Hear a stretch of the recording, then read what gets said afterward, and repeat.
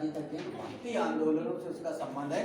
दक्षिण भारत में दो प्रकार के संत होते हैं, एक संत होते हैं नयनार और एक होते हैं अलवार। जो अलवार संत होते हैं वो किससे संबंधित हैं और नयनार किससे संबंधित हैं?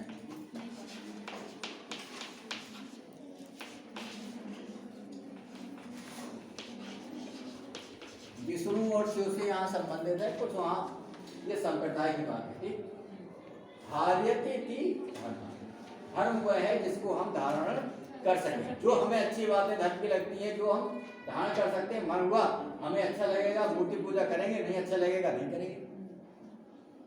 लेकिन अन्य में आप ऐसा नहीं कर सकते। सब संप्रदाय हैं, चाहे इस्लाम हो, चाहे बौद्ध हो, चाहे जैन हो, आपको उनको फॉलो करना ही होगा। तो धर्म में आपको अच्छा लगे तो अच्छी बात है, नहीं लगे तो अच्छी बात है।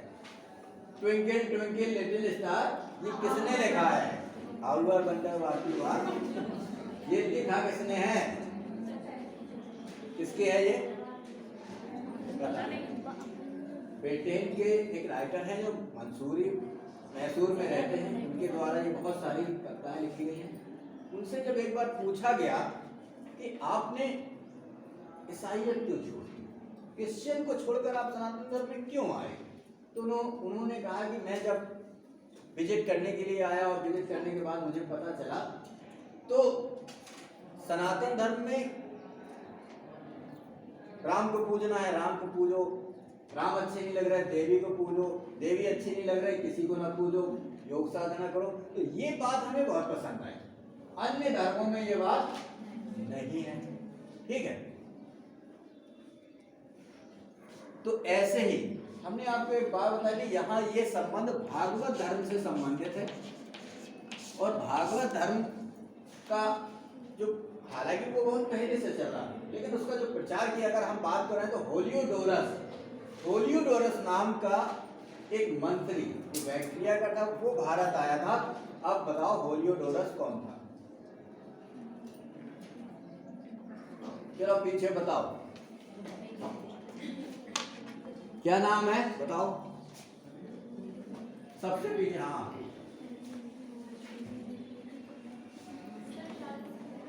शालिनी सिंह परियार। बताओ होलियोडोरस कौन था? होलियोडोरस और होरोडोरस दो अलग अलग व्यक्ति हैं।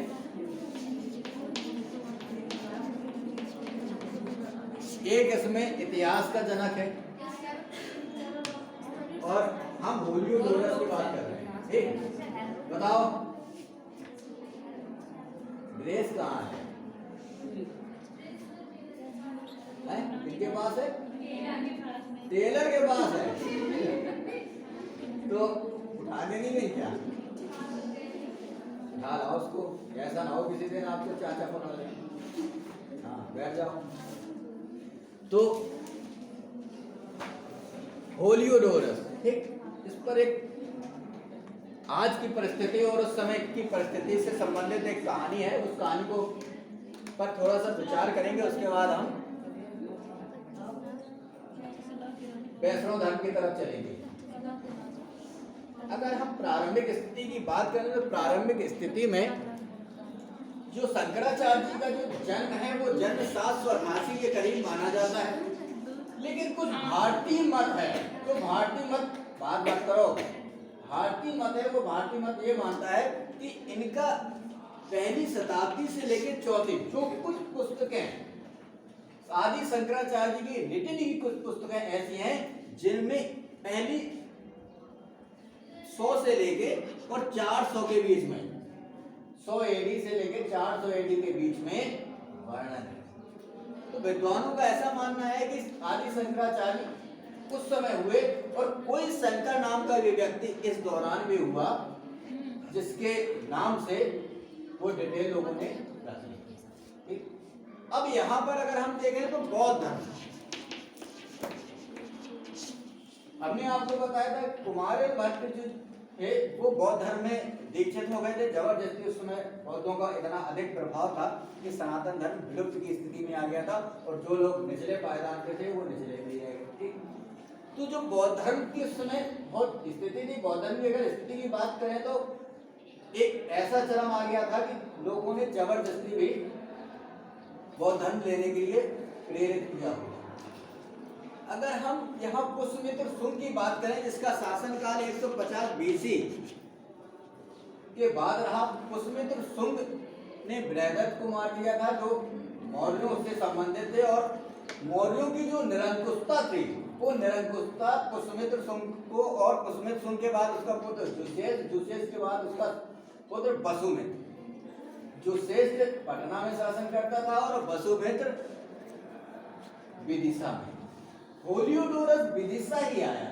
यहाँ हमें ये बात इसलिए जोड़ना है कि आदि शंकराचार्य जी के बारे में ऐसा माना जाता है कि 8वीं शताब्दी करीब, लेकिन उनका जो कुछ डिटेल ऐसा है पुस्तकों से संबंधित जो चाणक्य से बहुत मेल खाता है, और इसका मतलब कि नियर है पहली से लेके 100 से लेके और 420 एडी के दौरान वो रहे होंगे, ठीक। और जो बौद्धों का पतन का कारण आदि शंकराचार्य जी के आने पर उन्होंने पुनः हिंदू सनातन धर्म की स्थापना कर दी। सनातन धर्म की स्थापना के बाद बौद्ध धर्म का पतन, ठीक। तो ऐसा भी माना जाता है कि आदि शंकराचार्य जी अगर ना होते तो भारत में बौद्ध धर्म भी होता, लेकिन वो आए और उन्होंने बौद्ध धर्म की जो बातें थी, और उसी के समय से ये बात धारणा एक निकल कर सामने आई कि जो भगवान विष्णु के अवतार हुए हैं उसी में बुद्ध को भी जोड़ दिया गया।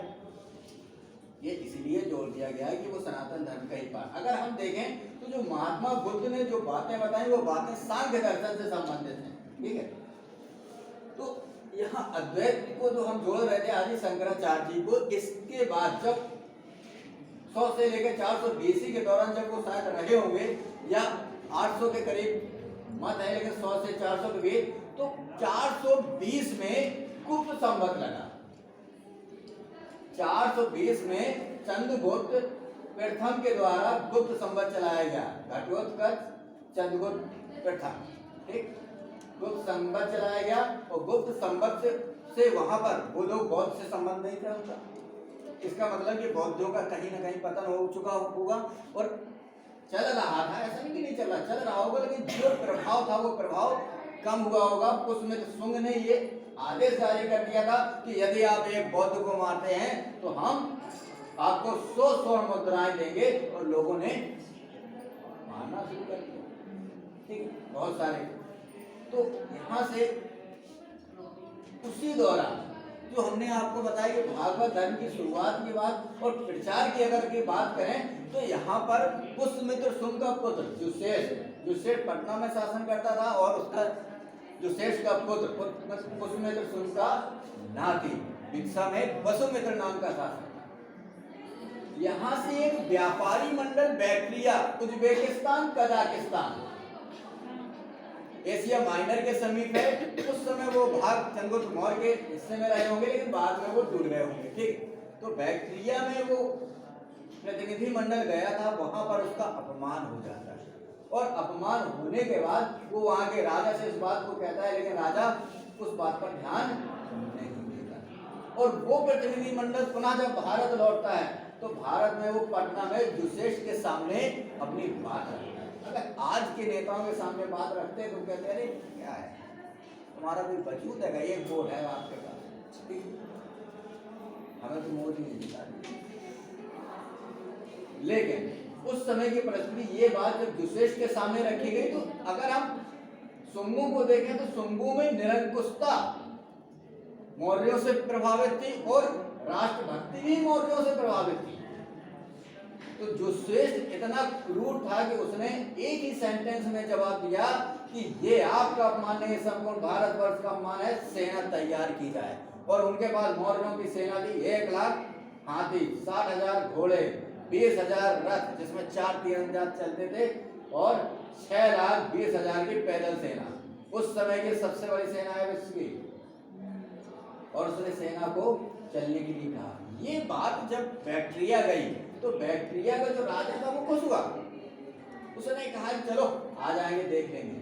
लेकिन वहां जो मंत्री था होलियोडोरस, उसने कहा कि नहीं राजन, आप मौर्यों को नहीं जानते, ये मौर्यों से प्रभावित हैं, क्योंकि मौर्यों का ही प्रधानमंत्री था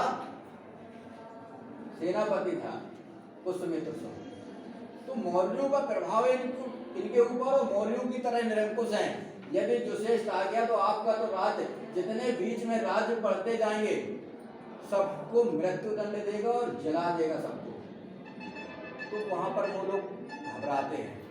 तो वो कहता है घबराने की आवश्यकता नहीं, अब तो वहां से सेना चल चुकी है, लेकिन मैं पुनः वापस भारत जाता हूँ। और होलियोडोरस आधे रास्ते में, उसने अपना रिटन में लिखा है, आधे रास्ते में वो आता है, कुछ लोगों से वो पूछता है कि यदि मैं पटना जाता हूँ जुसेष्ट, तो उन्होंने कहा कि आप जब जाएंगे तो आपको मृत्यु दंड देगा।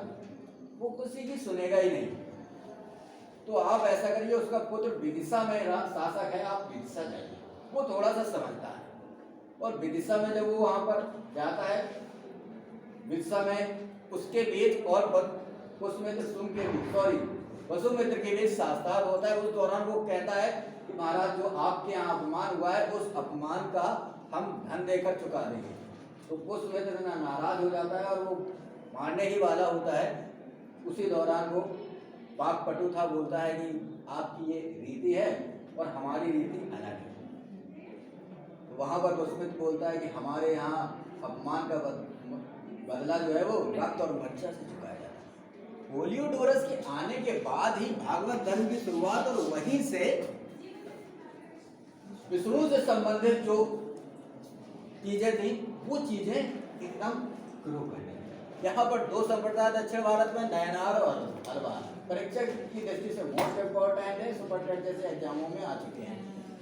यहाँ पर रामानुजाचार्य 12वीं शताब्दी में, उनका अपना एक अलग मत है। ये अलवार से प्रभावित थे, वो भगवान विष्णु संबंधित है, भगवान कृष्ण को ही सर्वोपरि मानते हैं। अभी हैदराबाद में जहाँ पर 108 भगवान कृष्ण की मूर्तियां लगी, वहां इनकी भी मूर्ति लगी हुई है।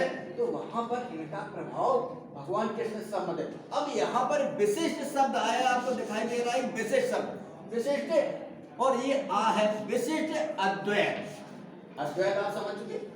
अब यहाँ पर इनका मानना क्या था? इनका, अगर हम तत्वमसी की बात करें, अहम ब्रह्मास्मि, मैं ब्रह्मा हूं, इनका मानना क्या था कि जो ब्रह्म है, ब्रह्म ने ही सृष्टि को निर्माण किया है, ब्रह्म ने ही सृष्टि में चेतन और अचेतन दोनों प्रकार के जीव जंतुओं को बनाया। चित और अचित, चित चेतन से संबंधित और जो जल से संबंधित है, जो चेतन है, जैसे पृथ्वी, मिट्टी और बिजली। तो प्रकृति में उनका मानना है कि जो ब्रह्म है, इसको इस तरह से समझ सकते हैं जैसे स्वामी विवेकानंद ने कहा था कि जिस प्रकार मकड़ी अपने शरीर के ही पदार्थ से जाले का निर्माण करती है, ऐसे ही ब्रह्म अपने ही अंदर की ऊर्जा से इस सृष्टि का निर्माण करता है। तो जो चित है और अचित, ये यहाँ पर ब्रह्म का उनका मानना है कि जो ब्रह्म सुपरनैचुरल शक्ति है, उस ब्रह्म में जड़ चेतन भी है और अचेतन भी है, दोनों को उन्होंने माना है। इसको ऐसे भी स्वीकार कर सकते हैं कि जीव अजीव दोनों ब्रह्म से संबंधित है, क्योंकि इसको ब्रह्म ने ही उत्पन्न किया है। ठीक, और इसी को उन्होंने अद्वैत की बात की। अब यहाँ पर जो विशिष्ट अद्वैत की बात क्या करते हैं कि वो ईश्वर शब्द को मानते हैं, और ईश्वर उन्होंने किसको माना है? विष्णु को ईश्वर मानते हैं, कृष्ण को ईश्वर मानते हैं। वो कहते हैं कि कृष्ण ही ईश्वर है। अब इस बात को अगर कोट करने के लिए हम श्रीमद् भगवद गीता को कोट करें, तो श्रीमद् भगवद गीता में हर स्थान पर भगवान कृष्ण क्या कहते हैं कि ये सब मेरे द्वारा किया गया है, मैंने किया है। अब कौन से मैं की बात कर रहे हो? इसमें आदि एक कहानी है आदि शंकराचार्य जी की कि वो मणिकर्णिका घाट में प्रवेश कर रहे थे। उसी दौरान भगवान शिव चांडाल रूप धारण करके वहां पर आए और आगे आगे उनके कुत्ते जा रहे थे। तो जो आदि शंकराचार्य जी थे, आदि शंकराचार्य जी ने उनसे कहा अरे हटने के लिए। तो उन्होंने कहा, जो चांडाल को भी भगवान शिव थे, उन्होंने कहा कि आपने किसके लिए हटने के लिए कहा? इस आत्मा के लिए, कि ये शरीर के लिए। और वहीं से जो आदि शंकराचार्य जी के मन से विकार बन जाता है। ठीक है, इसका याद दिला देना, कल इस पर विशेष चर्चा करेंगे, फिर आगे बढ़ेंगे।